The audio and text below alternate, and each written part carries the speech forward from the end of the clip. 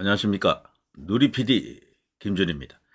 자, 이재명이 자신의 방탄을 위해서 온갖 악행을 저지르고 있습니다. 이런 인물은 다시는 우리 생에 만나볼 수 없을 것 같아요.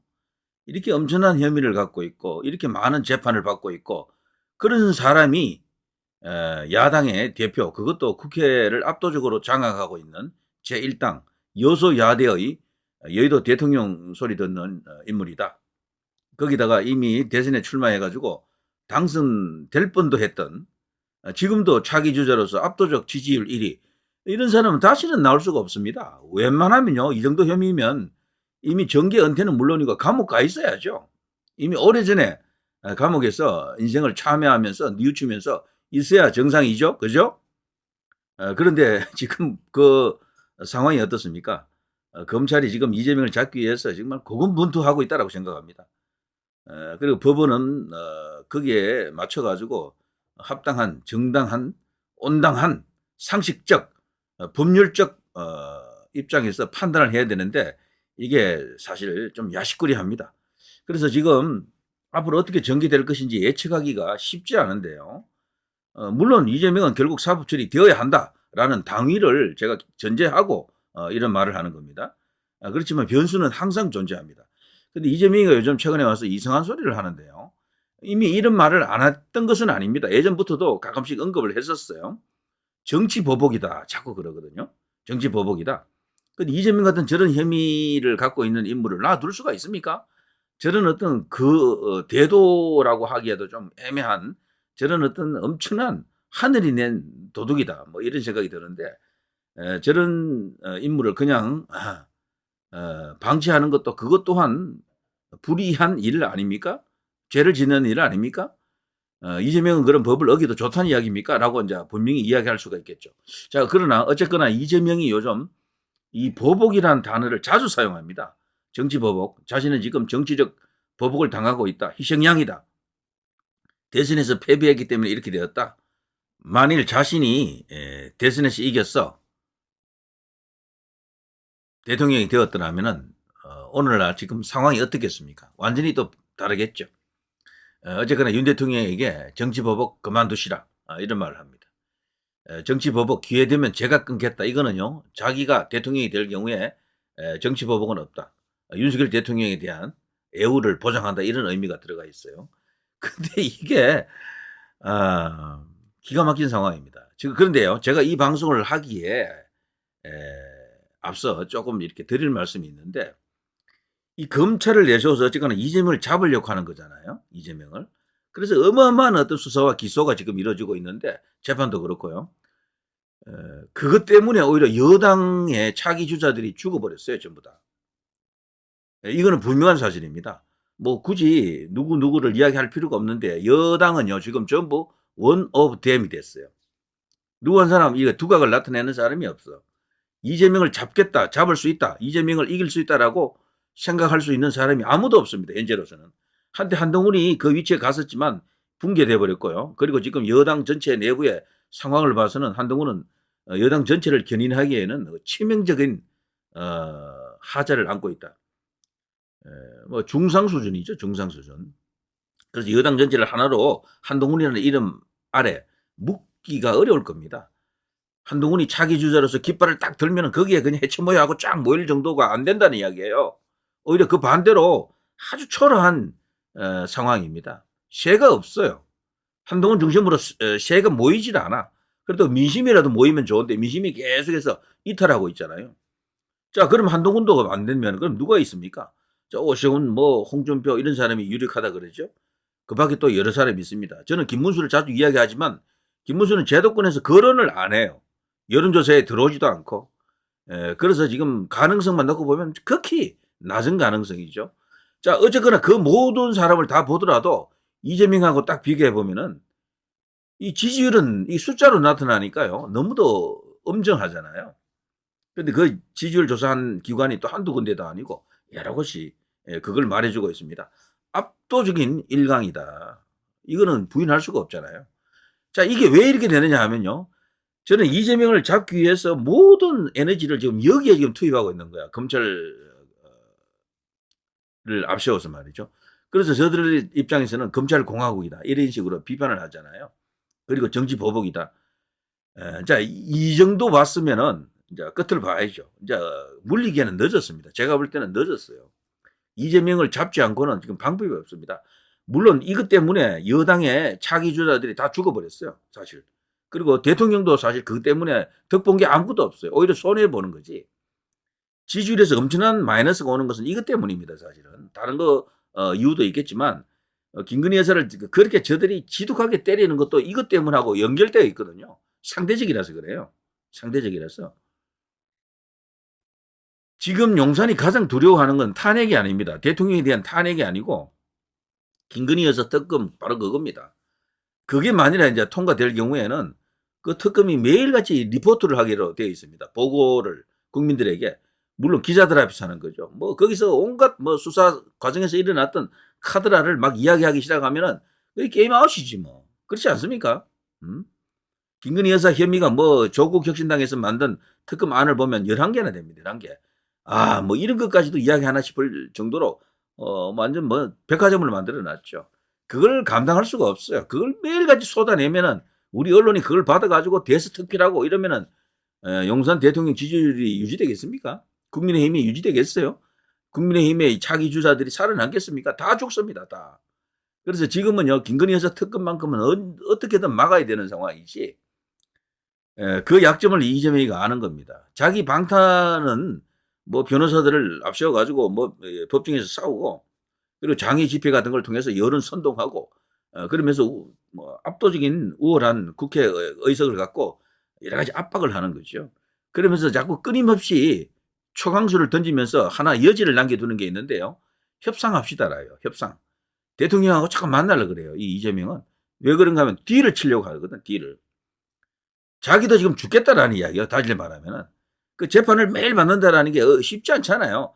그 일주일에 4번 받았잖아요. 이제는 그 법인카드가 들어갔기 때문에 월화수목금 다 가야 돼. 그 출근을 바로 법정으로 계속 해야 된다고, 이재명은. 어쨌거나 이제 이런 소리를 합니다. 정치보복 기회되면 제가 끊겠다 그러는데요. 이거는 정말 참남한 발언입니다. 자기가 감히 대통령이 되겠다는 이야기잖아요. 그리고 여기서 달리 말하면은 용산에서만 반응을 해주면은 현재 야당 대표 입장이지만 모든 어떤 정쟁을 소멸시키겠다 그런 의미도 됩니다, 이게. 그래서 주고받고 하겠다라는 거죠. 기부한테 뭘 주느냐, 뭘 주느냐. 이재명은요 특검 카드를 전부 내려놓을 겁니다. 이렇게 되면은 김건희 여사에 대한 특검도 내려놓고 최병건에 대한 특검도 아마 내려놓을 겁니다. 그러면서 그것은 정상적인 그 사법 체계 안에서 돌아가도록 하겠죠. 그거를 갖고 지금 카드를 지금 들이밀려고 하는 겁니다. 그거 외에도요, 윤 대통령 국정 운영에 도움을 주겠다라고까지 나올 겁니다. 이재명 스타일로 봐서는. 윤 대통령이 하고 싶은 일이 꼭 있겠죠, 몇 개. 그게 이제 법안 통과가 필요한 일들이 있거든요. 그것도 해주겠다라고 할 수 있어요, 이 사람은. 대신에 자기에 대한 기소를 전부 다 내려라. 이겁니다. 검찰에서 기소를 취하할 수도 있거든요. 그러면 모든 재판이 그냥 올 수도 없고 끝납니다. 그냥 그걸로 지금 퉁치려고 하는 것이다. 이걸 알아야 됩니다. 자, 여기에 대해서 놀라운 어떤 결과가 기다리고 있느냐? 그건 뭐 저도 모르겠습니다. 아무튼 이재명은 기본적으로 딜 치는 사람이에요. 이 사람은 장사꾼에 가깝습니다. 그래서 계속해서 이 윤석열 대통령을 압박해가지고 노림수는 자기도 살고 당신도 살아라라는 거죠. 이렇게 가가지고 만일에 자기가 대통령 되면 당신이 어떻게 되느냐. 나를 이렇게 죽이려 했는데 못 죽여가지고 내가 대통령 되면 나중에 윤석열 당신은 어떻게 되느냐. 김건희 여사는 어떻게 되느냐. 이걸 지금 압박하고 있는 거예요. 윤석열 대통령도 기질이 대단한 분이기 때문에 전공법으로 지금 나가고 있는 것이고 이거를 알아야 됩니다. 자, 이재명 정치보복 끊겠다. 윤 대통령도 그만하라. 김대중 전 대통령 포용 정치 절감했다. DJ 같은 경우는 어쨌거나 정치보복은 하나도 안 했어요. 오히려 동진 정책이라고 하면서 뭔가 이렇게 영남권의 사람들을 많이 이제 포섭을 했죠. 많이 끌고 들어갔죠.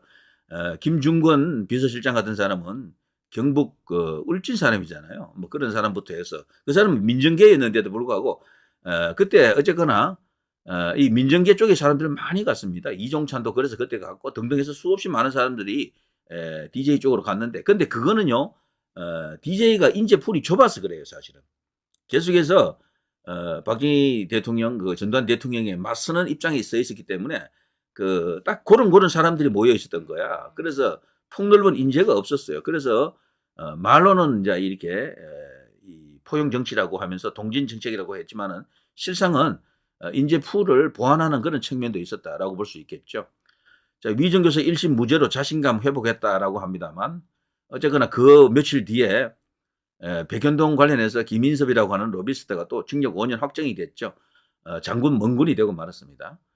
그래서 며칠 못 갔다 이런 말도 있습니다만, 어쨌거나 이재명은 계속해서 외연 확장 정책을 지금 펼치고 있죠. 여기서 말하는 외연 확장은요, 자신이 마치 보수 인사인 것처럼 행동을 합니다. 보수 인사. 그래서 이재명은 앞으로 계속해서 소외된, 여권 안에서 소외된 보수 인사들이 있잖아요. 계속 만날 겁니다. 김종인 만났죠. 이석연 법제처장 만났죠. 이런 것도 다 그 연장선에 있습니다. 제가 볼 때는 이 사람 스타일로 봐서는 박근혜 대통령하고 만나자고 이게 오판 넣을 가능성도 있어요. 이 사람은. 물론 박근혜 대통령은 못 만납니다라고 하겠지만 그렇게도 시도할 수 있는 사람이에요. 이 사람이. 그런데 그렇게 할 수 있는 배경 가운데는 이런 어떤 협상 카드를 갖고 있는 거죠. 전부 다 퉁치자. 그리고 또 하나는 내가 다음 대통령이 될 가능성이 큽니다라는 걸 보여주는 거죠. 차기 주자로서 혼자 압도적인 지지율 1위면은 글쎄요. 누가 보더라도 부담스럽잖아요. 그런 사람이 만납시다 하면은 안 만나기도 참 어려운 게 현실이잖아요. 이런 것을 우리가 충분히 고려를 해야 된다. TK 방문뿐 아니고요. 이 사람이 지금 TK에서 지지율이 심상치 않게 올라오고 있잖아요. 차기 주자에서 1위예요. TK에서도. 2위가 한동훈이지만 차이가 많이 나요. TK에서도 벌써. 영남권에서도 벌써 그렇게 1위를 달리고 있다는 게 이게 말이 안 되지만 본인이 TK 출신이라서 그런 건 아니고 물론 그것도 약간 효과가 있겠죠. 그렇지만 그거 말고 어쨌거나 이 사람이 그동안 펼치고 있던 강공책, 자기 방탄, 그리고 정치적 프레임이 먹혔다라는 것을 말해줍니다. 이거는 달리 말하면 여당이 인기가 없다. 여당이 차기 주자가 없다. 대통령도 지금 인기가 그렇게 높지 않다라는 것을 말해줍니다. 이걸 이제 위안 삼기 위해서 아니에요. 전부 조작이에요라고 하는 사람들이 있는데 그러면 뭐 마음은 편하겠죠. 그렇지만 결과로까지 이어지지는 않습니다. 지금 약 한 20년 이래로 보더라도 그 여론조사가 그렇게 틀리지 않더라고. 나중에 가보면은 거의 똑같아져요. 결과하고. 그게 결과까지도 조작을 하기 때문에 그래요. 이제 이렇게 말할 수가 있지만 그건 정말 편한 생각이긴 한데 그건 별개의 영역에서 또 다뤄야 됩니다. 자, 그러면서 요즘 끊임없이 이제 이 소위 국가적 어젠더, 중요한 어떤 정치적 이슈, 경제적 이슈에 대해서 언급을 하더라고요. 상법 개정안, 이것도 사실은 국민의힘과 부딪힐 수도 있는 이슈이긴 합니다만. 아무튼 이재명은요, 저는 대통령을 향해서 계속해서 초강수를 계속 전개할 겁니다. 그래서 대통령 지지율을 이제 더 끌어내리려고 하는 거죠. 그래서 대통령을 지키기 위해서는 20% 이하로 떨어지게 하면 안 되는데 한국갤럽에서 지난번에 20 나왔던 게 또 19로 또 1 떨어졌더라고요. 그게 조금 더 올라갔어야 되는데 어쨌거나 이제 그런 상황. 그래서 이 대통령 지지율을 한 자리 같은 이런 거 아니면 10% 초반 이런 상태로 이제 몰아가지고 퇴임 후를 걱정하게 만드는 거예요. 퇴임 후를. 그럴 때 봐라 말이야. 당신 여기 지금 여당 안에 여권 안에 지금 차기 주자 없잖아. 전부 다 조물하기밖에 없잖아. 지지율 높은 사람 아무도 없잖아. 내가 된다 이거야. 이런 식이 되면요. 아무리 그 강심장을 가진 대통령이라도 이미 김건희 여사가 연루된 일인데다가 뭐 등등 그 대통령 주변에는 채권들이 많잖아요. 그 전부 또 이렇게 연결이 되는 문제입니다. 그거 걱정 안 할 수가 없어요. 때문에 지금 여당이 사는 길은요. 이재명 잡는 것도 중요하지만 이거 잡는 거는 오래 걸립니다. 재판 겨우 이제 2개가 1심 끝난 거야. 1년, 2년 안에 끝나기도 쉽지 않아요. 모든 게. 아무리 빨리 스피드업하게 뭐 검찰에서 하려고 그래도 그 검찰이 결정하는 게 아니잖아요. 법원에서 하는 거지 않습니까? 그리고 상대가 있다고 변호사가 있기 때문에 저쪽에는 그 돈도 많아 저쪽도 뭐 여러 가지 어떤 그 아이디어를 통해서 재판을 연장을 시킨다거나 아니면 재판 결과를 이재명에게 유리하게 만들어낼 수 있는 여러 가지 공작을 벌일 수도 있다라는 이야기죠. 때문에 지금 현 시점에서는 이재명을 잡는 것도 중요하지만요. 여권 전체의 지지율을 끌어올려야 됩니다. 여권 전체. 대통령 지지율 올라가야 되고 차기 주자 지지율이 올라와야 된다니까요. 대통령이 당선되고 나서 윤 대통령이 그 바로 직후에 열린 지방선거에서 압승했잖아요. 그 압승했을 때 상황을 보십시오.